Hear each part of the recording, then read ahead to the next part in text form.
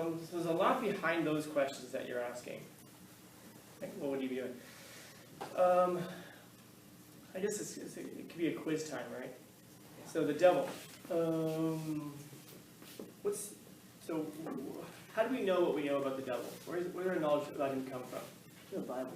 Bible. Okay. And what does the Bible say about him? That he was once an angel. Yeah, so we know that he was an angel, and that's very important. What is his? Do you ever know what other names he goes by? Lucifer. Lucifer. What does that word mean, Lucifer? Light. Or that's part of it. Yeah. Or like beautiful music or something. Yeah, it's a light bearer. So we know that he was a light bearer of some kind.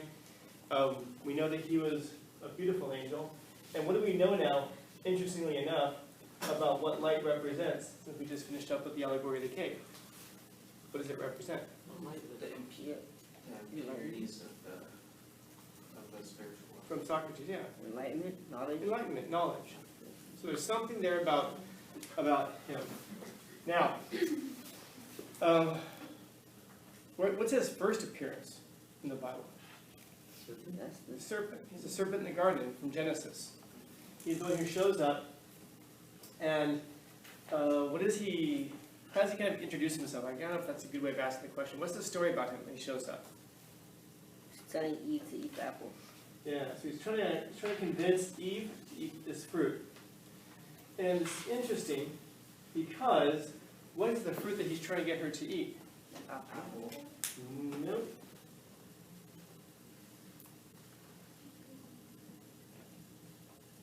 Yeah, but this is important that we think it's an apple.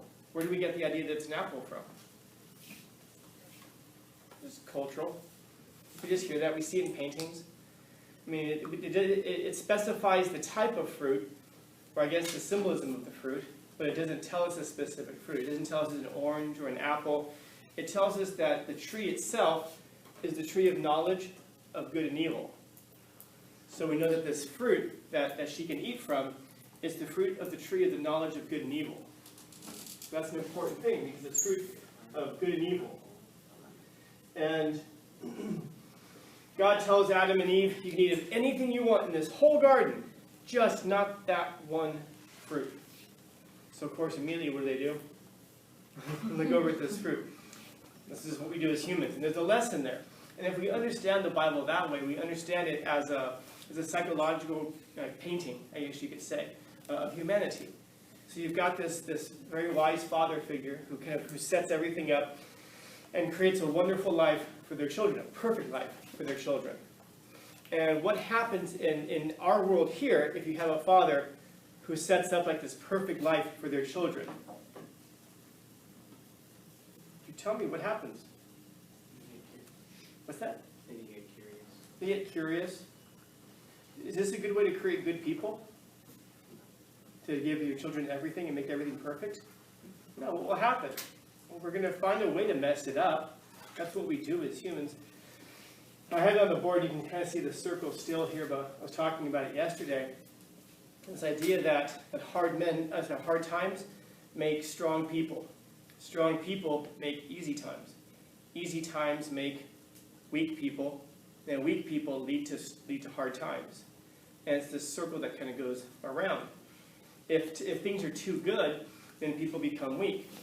It's just like if you're on a, how do you get stronger? Well, you lift weights. Why? Because you have to give yourself some resistance. You have to push back against resistance. That's how you get stronger. The way that you become stronger as a person is you have to have resistance from things around you, from people. Like for example, your ideas. How do you make your ideas stronger? Well, you have to have resistance from other people's ideas. If you have ideas and you get rid of everybody from your life who disagrees with you, your ideas can't get stronger because you never get a chance to. You never have to defend them. You never have to push back against the weight of other ideas. And intuitively, we know this, by the way, which is why when someone disagrees with us, we try very hard to cancel them, to dox them. I see these things all the time. Well, not so much anymore, but I would see these things all the time on social media. If you don't think that fill in the blank is a problem, then just unfriend me now. Don't you want to hear from people who have different opinions from you? No. Okay. And a lot of people are like this, but this is how people become very, very fragile, very weak, because they never have to push back against things. I guess as an aside, I was just reading a couple of weeks ago that young people who are going through boot camp right now, basic training for the military, keep the number of broken bones, I guess in the last few years, has just exploded. Why are so many people breaking their bones in basic training? Can you guess? We don't play sports like we used to. Today, pretty much, it used to be that everybody played, almost everybody played a sport of some kind. It didn't mean like you played on the high school team, but people, little kids would run around, jump, and all kind of stuff. It doesn't happen anymore. So what they're finding is that the bone density for people in their early 20s right now is extremely low. They have very fragile bones. In fact, they have the people in their early 20s have bone density that matches men in their 70s. I'll say that again. Young men going in the military, many of them right now, between the ages of 18 and 20, have a bone density that's the same as men in their 70s. Yeah. So how does playing sports, I guess, build up the density of your bones, I guess? Because there's weight, there's pressure, and you're building them back. In other words, if you never have jumped off a building before, and then you do it for the first time when you're 20, there's a very good chance you're going to break out, but hurt a leg, because you've never done it before. If you do this stuff over and over and over again, you strengthen your bones. You have to use them in order to strengthen them. Kind of like if you were born on Mars, or actually better yet, if you were born in space, and then you were brought to Earth, Earth's gravity would crush you. You'd be in a lot of pain because it would be pulling down you, and if you tried to let that person walk, they couldn't stand up. They'd have no muscle mass. Similarly, they'd have no bone density. They never used it before. So we have to put ourselves to the test. We have to put ourselves through trials in order to become stronger in all of these ways. Physically, mentally, psychologically, all of these ways. So if we understand that if you're put into like this perfect situation, if your parents give you everything, how are we likely to react? Well, nothing is everything. Some people may sit there and go, this is really cool. I'm very fortunate to have this situation. Other people will ruin it. They'll find a way. Most people will find a way to introduce difficulties into their lives. And it won't even have to be necessarily be conscious. We just do it because we intuitively understand that we have to have something going on in life in order to make it interesting.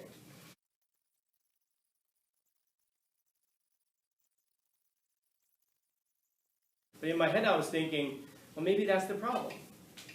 Maybe the problem is that she has no problems. So therefore she has to push back in this way to create some problems in her own life. And because that gives us something to do. Like when we say, oh, I hate drama. I don't know, man. We seem awfully interested in drama for not liking it very much. Now that doesn't mean that necessarily we want the kinds of problems that we're getting, but we all have to have something to push back against, because otherwise we stagnate. Life gets very boring. So Adam finds himself in the Garden of Eden with no problems. Eve finds herself there. In fact, for Eve it's even worse because she's secondary. I'll explain later what I mean by that. And so the serpent approaches her because she's by herself. And he's like, first things first. Remember, God told him you can eat of any tree except for that one. So the serpent approaches her and asks her, so God said you can eat of any tree in here, huh? So first things first, he tries to smooth one past her. So everything's good here, right? And she says, no, we can't eat from that tree. And he's like, did God really say you can't eat from that tree? Now he's sowing doubt. And she's like, yeah, he said that. That didn't work. And then Satan goes, okay, but you know why you can't eat from that tree? Why is that? Because God knows that when you eat of that tree, you will be like him, and you will know good from evil. And she's like, oh, so knowledge of good and evil is what makes us a God. He knows that if you eat that fruit, you're going to be like him. And he's afraid of you becoming like him. So then he appeals to her desire for power, desire for eminence. So what does she do? She eats the apple.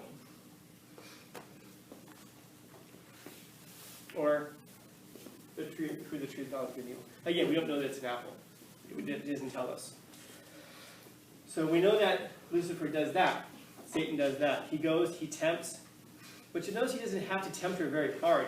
All he has to do is look at her and go, what's going to appeal to her? And he's wrong the first couple of times. He tries to trick her at first.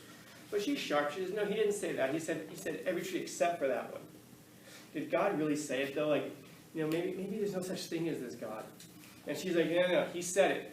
I was there. Okay, but let me tell you why he said it. And you'll know people like this. They'll try to convince you or manipulate you in these ways, and they won't even almost care for the answer that you give. They'll try to introduce different reasons to try to shift you and change you. You know that they don't really care about those answers. They're just trying to get you to do something. They're just trying to manipulate you. And manipulation is almost never for your own good. It's always for somebody else's good. Otherwise, they would have to manipulate you. So, we know that he was an angel. He was a light bearer. He convinced Eve to do this thing. People like to accuse him of being a tricky tricker. But he's not really tricky. He's a manipulator. But ultimately what it tells us is that his name, Satan, means the accuser. And we're told that he's in heaven right now. People think like, oh, he's in charge of hell. No, understand that if Satan was in charge of hell, that would give him power and strength and dominion. The reason he's been cast out of heaven is because of his rebellion. Because he rebelled. God wouldn't give him a place of eminence if he was a rebel. He wouldn't say, fine, you can't rule here, but you can rule down there. The idea is that when you're in hell, Satan is to be tortured. Just like everybody else who ends up there. You're not being tortured by Satan. It says that you're being tortured alongside Satan. It's a place that the Bible says was made for angels. Not fallen angels. Not for humans. But humans that choose to go there. Humans end up there. So it's important. We always have this idea that devil's down there with a pitchfork. No. Satan's being tortured. And if an angel is being tortured, you can only imagine what's happening to a human. But it tells us that in the meantime, his name means accuser. And it tells us that he's up in heaven right now. And essentially the image is this. God's sitting on the throne, and Satan's next to him. Oh, hey, did you see Fernando? Hey, did you see Scanlon? Hey, did you see, Leslie? Hey, did you see Gabby? Hey, did you see Luis? And the whole time he's like accusing us. Did you see what they did wrong? Did you see what they did wrong? Did you see what they did wrong? His job is to sit there and point out the terrible things that we do. That's a weird thing. We keep thinking like, oh, so he's down in hell. No. The Bible says that he's accusing us in the throne room. Yeah. So by shame, it's like he's like pointing at us and he's like, damn, like that puts to shame what I'm thinking. Yeah. I might have rebelled against God, all right? I may have tricked people into going to hell, but geez, did you see what Scanlon did? That's pretty messed up. Did you see that thought that he had? Dude, hey, look, God, we've had our problems, but I would never think the things that guy over there is thinking. And we have this tendency well, I shouldn't say we. Some people have this tendency to blame the devil. Oh, the devil made me do it. The devil doesn't have to make you do anything. All the devil really has to do is just step out of the way and go for it, dude. And a lot of us know this about ourselves. If we're left to our own devices, what kind of terrible things do we think? It's talking about thoughts. I mean, how many times in a day do you have terrible thoughts about people? I wonder if we have more positive or negative thoughts about people. Generally, I don't know. That's for each person to decide. But we do look at the devil as as Fred was saying, like this pinnacle of evil. That's the most evil person in the world. He rebelled against God and all that. But I wonder how many of us would do it differently, because, as Twain would point out, well, we all do it every day. We do things that we're not supposed to do. Things that we know, first of all, we're not supposed to do. Things that we know we shouldn't do for ourselves because we know it's terrible for us. And yet we rush headlong into it. That's rebellion in itself. The sin of the devil is exactly that. It's rebellion. It's rebellion against the natural order of things. And how often do we rebel against the natural order of things? Constantly. You see how we have to try to manipulate language in so many ways to try to justify the things that we do, or think, feel, and believe. Because we know it's evil. So we have to try to justify it in some way. Like a standing rule that I have is that if you have to change the tone of your voice, you're wrong. Did you steal this marker? Oh, I didn't steal it. You stole it. No, I borrowed it. No, you didn't borrow it. Did you lie about that? Well, I mean, I didn't lie. Yeah, you did lie then. If you didn't lie, it sounds like this. I didn't lie. But, I didn't lie. I just withheld some of the truth. And so all of a sudden we become poets, when we have to justify the terrible things that we've done. And this is and this is exactly what the story that we get from Adam and Eve is, that Eve then goes to Adam and says, hey, check out this fruit. And Adam's like, okay. He knows he's not supposed to, so why does he do it? I figure Eve must be pretty. He'll do. I was just reading was it yesterday, day before yesterday? I was reading an article about this woman who was. They said she's a teacher, but she wasn't a teacher. I guess she was a teacher. She was a literacy teacher at a community center, and it was indicating that she got a few years in prison because they weren't really clear about in the article about what the charge was. But in short, she convinced several of her former students to participate in a satanic ritual with her. Where she they cut their skin and they're drinking each other's blood and all that stuff, and they were high school students and they referred to them as former students. So I don't know how former they were, and it didn't seem to indicate at all about how it had to do with their ages. I'm not sure. Again, the article wasn't very clear. I was reading about it, but I pulled up a picture of her and I go, she's not hideous, she's not ugly, she's kind of I guess you can see she's attractive, and then I folded my arms and thought, so what's the moral of the story here? You can convince teenage boys to worship Satan if she's pretty enough. And this is why they followed her. And that was kind of their answer. They were like, well, we all thought she was really pretty. So you'll cut yourselves open, drink blood, and worship Satan if she's cute? The teenage boys were like, yeah. So I figure Adam must have followed her for some reason. And as soon as that happens, it says that these scales fall from their eyes. They look around, and all of a sudden they look down and they go, oh, shoot, we're naked. So they run over and they make their first clothing, fig leaves. They cover themselves up. And then they hear God walking through the garden. And Adam and Eve, they hide behind some bushes. And God's like, Adam, where are you? Does God know where Adam is? Yeah, he knows where he is. But he calls him anyway. It's like my cat. I'll go, Theodore, and he'll go hide underneath my futon. I go, Theo. Put his little head out. So he just thinks he's in trouble if I say his name loudly enough. And then God calls him out, so God's like, why are you guys hiding?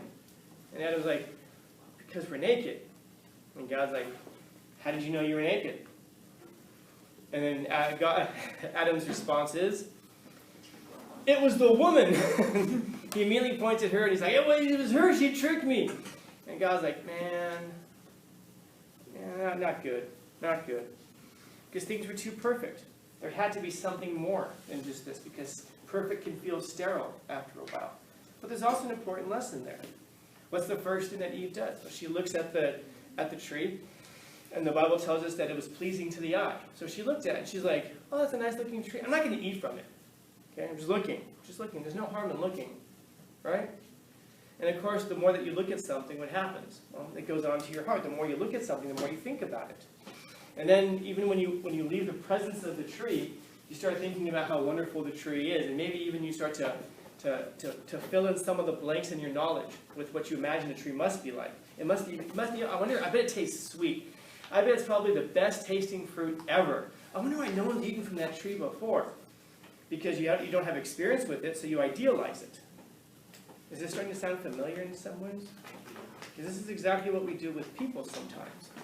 You can be sitting next to that person, maybe you have a significant other, and you're sitting, and you meet someone in your math class, and they sit next to you, and you give them a quick glance. Oh, they're kind of pleasing to the eye. Whatever, though. I have a boyfriend. I have a girlfriend. Whatever. I have a significant other. And then that person says hi, and you're like, hi. Well, you're in the same math class, so whatever. And then a couple days later, you get that friend request, on social media. So you're like, who is it? Oh, it's that person from my math class. Well, we're just friends. They're in my math class. So accept. And then maybe that night or maybe a couple days later, not too late, in the afternoon, late early evening, you'll get a message about some kind of, maybe the homework in math. And you're like, well, yeah, I can respond to that. It's a friend from school. We're talking about homework. That's all. And then that message goes, starts at 6 o'clock, let's say, then a few days later, maybe it's at 9 o'clock. And then maybe a couple of weeks later, it's at midnight all of a sudden.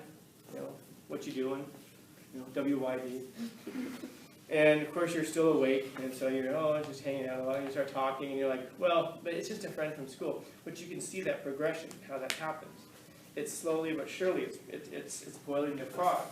To the point that all of a sudden now we start to idealize this person because it's something that's new, it's exciting, it's something it's that drama, it's that pushback I was talking about earlier. It's something that's new, that's pushing back against your normal way of thinking about it, experiencing things.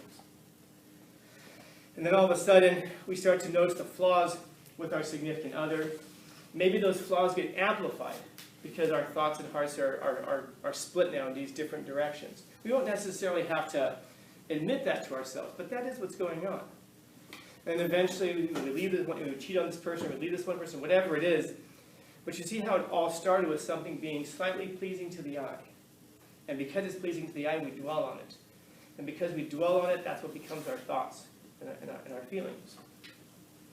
And it's those things that we dwell on that we shouldn't be dwelling on, that are bad for us. Those are the things that would shame the devil. Because those are things that are self-destructive. Satan doesn't have to push you and go, hey, go with that person. All he has to do is let you sit next to them in math class or something. We'll take care of the rest. And many of us understand what this means. It's not just about the relationships with other people. It's about all kinds of things in life. Hell, it's about the supersized fries, isn't it? Questions, comments, concerns, complaints, criticisms, critiques?